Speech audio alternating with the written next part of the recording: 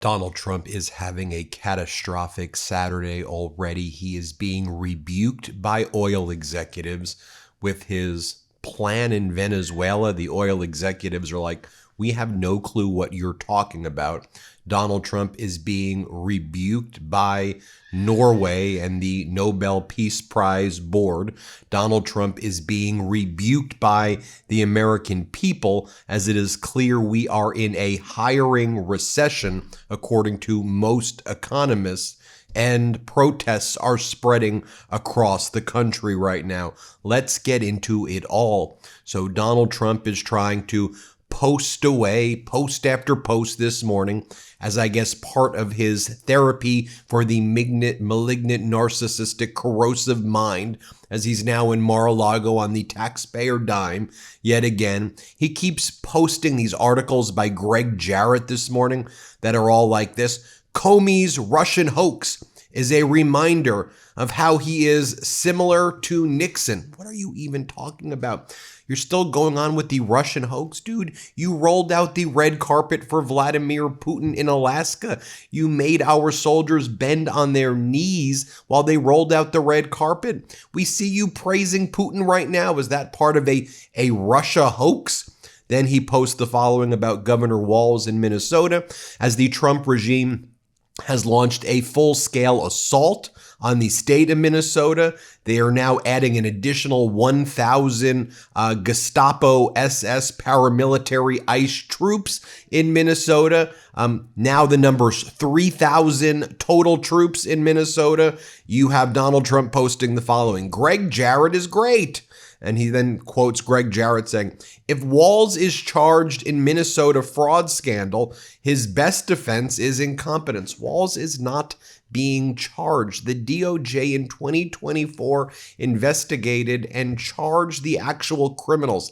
It was led by a white lady, and there was a group of other people who have been prosecuted, convicted, and others still await trial. You want to know what Donald Trump is doing? Whereas Biden was prosecuting the fraudsters, Donald Trump has been pardoning the fraudsters. Billions of dollars stolen by various fraudsters. Donald Trump just said, your sentence is commuted. Your sentence gets pardoned. Oh, you're one of the biggest narco-terrorists out there. Juan Orlando Hernandez, you worked with El Chapo to kill Americans. You get a pardon also. Trump has pardoned the biggest fraudsters, and Trump is a fraud. Trump has been found civilly liable of fraud. Donald Trump has been convicted of felonies. Donald Trump has been found civilly liable of sexual abuse. Donald Trump has bankrupted multiple entities. It's all projection when it comes to Donald Trump. Here's the article talking about how oil executives have no clue what Donald Trump is talking about when he says that the oil companies committed $100 billion. Unless, of course, it means that the taxpayers are subsidizing the oil companies. Trump's $100 billion Venezuela oil plan gets a cool reception. Trump met with oil and gas executives on Friday. You saw that in the White House. And here's what they said. After Trump promised $100 billion of investments in Venezuela by big oil, two people close to the companies attending Friday's meeting cautioned that they were not aware of any such commitments by any of the businesses. In other words, Trump's a fraud. Trump lies about every single thing.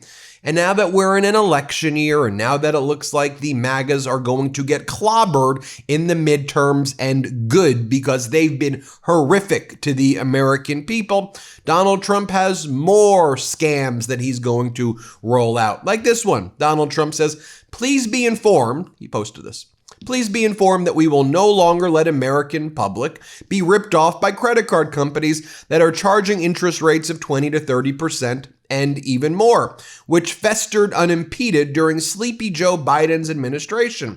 Affordability, he puts that in caps after previously saying it's a hoax. Effective January 20th, 2026. Okay, what's going to be effective? Are you going to do it? Are you going to get this legislation passed? Are you going to rally Congress and do a law? Okay, effective January 2026, I, as President of the United States, am calling for a 1-year cap on credit card interest rates of 10%. Coincidentally, January 20th was when he was inaugurated. Okay, so effective on January 20th, 2026, you will be calling for it? You want to do it? You want to get a law passed? You've called for Doge dividend checks. That was a fraud. You've called for tariff rebate checks. That's a fraud. But you did give $40 billion to Argentina. I guess you are going to give $100 billion to the oil companies. I guess that's what... I guess when it comes to America, yeah, you call for it. You call for it. Also, I think an important point to address is what happens to consumers who lose access to credit entirely if there are caps. Look, I just think it has to be systemically addressed. I don't like to see usurious and these ridiculous. It's ridiculous, and I think it is a form of consumer fraud. The fact that this interest is so high, but we also need thoughtful planning and not just lies coming from the Oval Office to actually address the issue. And that's why you have legislation. That's why these things are supposed to public hearings. Let's get it done. Let's cap it. Let's not just call for it. And then let's deal with housing. Let's deal with affordability. Let's deal with the fact that Americans who work are unable to support themselves, even if they have multiple jobs. Let's talk about that. Let's talk about stopping the fact that while billionaires are getting richer, right, they've increased their net worth by trillions this past year. We're in a hiring recession, economists say. And if you look at every sector, basically, of the 72 different types of manufacturing jobs tracked by the Bureau of Labor Statistics, just 38.2% are still adding jobs. A year ago, that number was 47.2%. Just think about it that way. Now, I've also mentioned, what is Donald Trump doing while all of these problems are taking place?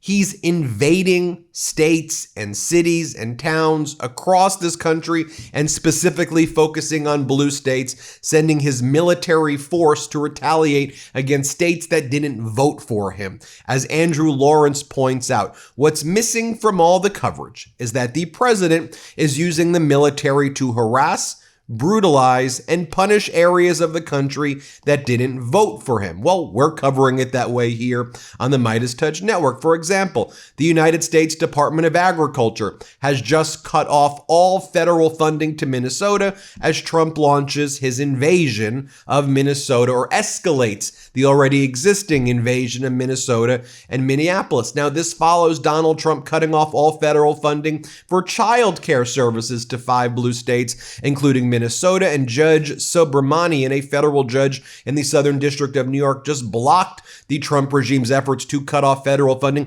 for child care services, right? So, like, as the state of New York is trying to move towards universal child care, and I think there should be universal child care. I think there should be universal health care. I think there should be free education for people. And I think that rather than Donald Trump posting about $1.5 trillion military defense budgets, I think if that defense budget was, say, $500 billion, and then we tax the rich a little bit more, and they at least paid their fair share, we would have more than enough money to pay for all of this, and we would be a much happier country. We would have a much higher standard of living. And isn't that what governance should be about? But no, the Trump regime suspending Department of Agriculture funding and doing anything they can to attack the state. And let me just show you what some of these Gestapo are saying. After the murder of Renee Nicole Good by Jonathan Ross, say her name, Renee Nicole Good, who was murdered in cold blood by Trump's SS ICE Gestapo. Here is what we're seeing some of these Gestapo saying as they're being filmed by people on the street. A woman recording an ICE agent tells him, "Shame on you." The agent then responds, "Have you not learned your lesson over the past couple of days?" referring to the fact that ICE murdered in cold blood Renee Nicole Good. So they say, that's our warning to the rest of you. And then the woman said, "Learned what?" And this ICE Gestapo takes her phone and throws it on the floor. Here, play this clip right here. Shame on you. Listen, have y'all not learned from the past couple of days? Have you not learned? Learned what? What's our lesson here? What do you want us to learn? Following federal agents Give me my phone. I think it was notable when I was talking about the United States Department of Agriculture suspending federal funding. If you look at the way this is being reported right here, a lot more reporting by right-wing press than center or left-wing press, because the right wing loves the pain and suffering they're inflicting on the rest of the country. They get off on pain. When we're saying, can we help Americans all live better lives? They fester in the evil. And as I referred to, this Trump regime is an evil regime. They're bad people. And sometimes it's as simple as saying that they exist to hurt others. That's what they've shown with their actions. So I often get asked, how do I stay up to date on the news all the time in order to do this podcast? Well, our biggest go-to news source at MeidasTouch is Ground News. You guys, this is a subscriber-funded app and news site, and every day they pull in thousands of articles from around the world, and they organize them by story type and then show you what the right is reporting, what the center is reporting, what the left is reporting. It's a game changer because as active, responsible citizens, we must get our news from reliable sources. In Trump's America, being informed about the facts and media bias, it's the most important thing that you can do, but that's why I love Ground News. The MeidasTouch network loves Ground News. For every article, they also tell you, did a media conglomerate put this news out, or was it independent media? And they also give you the degree of factuality, which is interesting as there's a lot of news sources from media conglomerates that have mixed or low factuality. Independent media seems to have a higher factuality, but you get all that with your Ground News Vantage subscription. I especially like their blind spot feed, which highlights stories that are disproportionately covered by one side of the political spectrum, like the story I just shared with you about the Department of Agriculture cutting off funding for Minnesota. So join us by going to ground.news/MTN to get 40% off the Ground News Vantage plan that I use every morning. They are subscriber funded. By subscribing, you're not only getting a tool we all need today, you're also supporting our work here on this YouTube channel. That's ground.news/MTN, and we pinned a link to purchase your subscription below. Now, I just want to show you what Donald Trump is inflicting on the world and in this country. So first, I want to show you in Greenland what the people in Nuuk are saying about Donald Trump's invasion and how Trump threatening invasion of Greenland is giving the people their nightmares. Like, they're traumatized by the threats that their beautiful country might be invaded by Trump regime, which refers to itself as a predator. They are terrified. They are a peaceful people. Let's play this clip. Talk about him because he spoiled my sleep, or they do. Yeah, I don't sleep very well because I'm afraid they have no respect for us, for my country, or for our country. So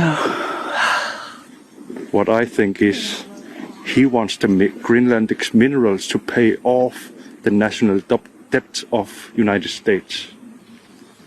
That's what I think. Do you think people are really scared in Greenland? Yeah, I've seen quite few who were concerned. I dreamt about him last night. Yeah, nightmare. That he was coming with the ship. It was awful, that dream. So I'm scared. What the reasons behind it, we don't get it, really. It's so peaceful and calm here, and he says that Denmark is not protecting Greenland from what, and there's been a collaboration with the USA for many years. So it's not all of the sudden, but it's really aggressive now, and it's getting kind of annoying. Now, that's in Nuuk. Snowy, cold weather, Greenland. I take you to the snowy, cold weather in Minnesota, where the Minnesota parents are terrified to send their children to school because Donald Trump is terrorizing that community as well. In Minnesota, here, play this clip. Your kids may be going back to school on Monday. Just talk to me about the concerns you have with that being a possibility. Yes, well, we do hope they can return to school. We are very worried for our own kids as well as all of our school families and their kids. There are several school families who have not been able to come to school because they've been scared to leave their house. So we don't know when ICE will leave, but it feels like we're always going to have to be on alert until ICE is out of Minnesota. And, you know, we talked a little bit about that video from Wednesday of those ICE agents at a local high school. Even though your kids are more elementary school age, just talk to me as a parent, your reaction to seeing video like that. Super frightening, because anything could have happened, and stuff did happen that hurt observers and bystanders. Any of those students at the school could have been caught in the crossfires. So it's really terrible overstepping the line of what ICE is doing. They're just out of control, and they're putting all of us in danger. Now, I did find this interesting as well, which is when state regime media Fox tried to antagonize the peaceful protesters. They were trying to antagonize one guy and ask him all of these questions, and the guy responded perfectly. I want you to watch this, because what a brilliant response that this guy gave. Let's play this clip right here. Let me ask you, have you spoken to any people, or can you speak to anybody that's marching right now and ask them what it is that they're marching about? Yeah. Excuse me. Can you tell us, what are you here marching for? Yeah, absolutely. Sorry, my ears are ringing a lot, so I don't know if I'll hear perfectly. But, yeah, I'm just here because I think it's absolutely disgusting what ICE is doing here. I think it's absolutely abhorrent that they're kidnapping people. I'm disgusted that they murdered an innocent human being. And, yeah, the entire thing just absolutely abhors me. This has to stop immediately. What we're seeing right now is frankly an ethnic cleansing. It's disgusting. Hey, Garrett. And it needs to stop. And I'm glad that there's so many people out here trying to stop this, because it's just abhorrent. We Garrett, need to stick together to stop this. Does he have a concern that the woman was driving her car at an officer? Does it concern this individual? When you saw this video that is out, did you have any concern that it looked like this woman may have been driving her vehicle at the officer? That's not what it looked like to me at all. And I mean, even if you did assume that was the case, which it absolutely is not, we are supposed to train officers to be responsible in these situations and judge the situation objectively, look at it reasonably. There just absolutely is no justification for this. But again, looking at the video from both angles, I know that there was another clip that came out earlier today from a different angle. You can very clearly tell that she is evacuating the scene. There is absolutely no evidence that there's any attempt to drive the vehicle into the officers. Garrett, last question. What should we do with people that don't obey our laws and come into the country illegally? What do you think we should do with people that have come into the country illegally who are here, is the question. I think they have the right to be here, frankly. I mean, that's just my opinion, but I think they have the right to be here. I think that's just a basic human right is freedom of movement. We recognize that in the United Nations Charter. That, in my opinion, is just a fundamental human right that all nations ought to recognize. And I'm glad that some people are standing up for that basic human right. And what's your instrument of choice? Instrument of choice? I just found a bell in a bag. Someone was handing out free stuff, so there we go. All right, Garrett. And finally, Treasury Secretary Scott Bessent was in Minnesota. And while he was in Minnesota, he was at, he got a question, this was the other day, from the Small Business Person of the Year. And she said, your tariffs are crushing us. Your tariffs are killing us.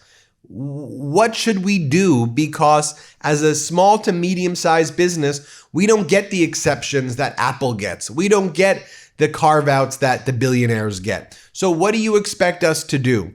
And in his arrogant way, I want you to watch this because this is a small business owner channeling what Americans are feeling. And this just shows his arrogance. Well, you should diversify. Maybe you diversify? It's just a small business. What are you talking about? Here, play this clip and watch. My name is Beth Beneke. I am Minnesota's 2025 Small Business Person of the Year. Congratulations. Thank you.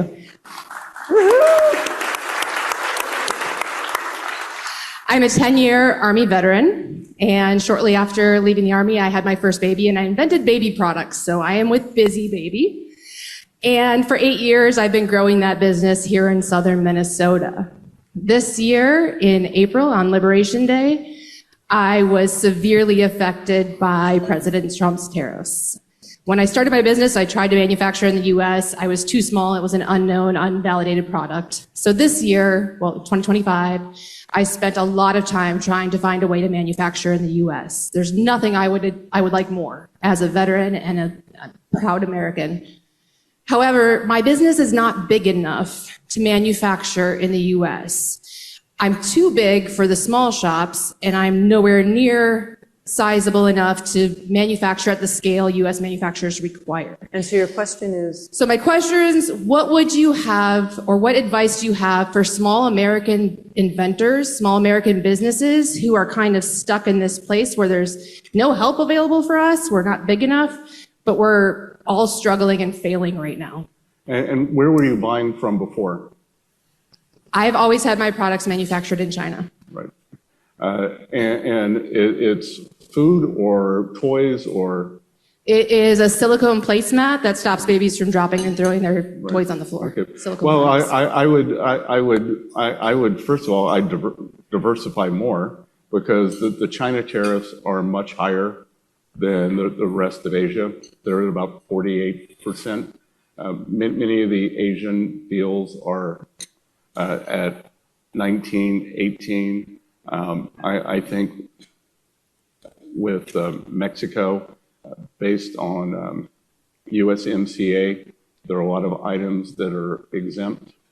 So, and then, you know, as a financial person, I am always in awe of manufacturers, real economy business people.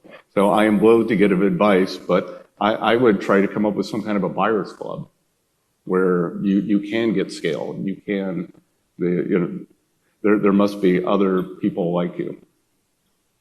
There you have it, folks. Thank you for watching. Have a great rest of your morning. Hit subscribe here. Help us get to 6 billion subscribers, and have a wonderful day. New Midas merch drop.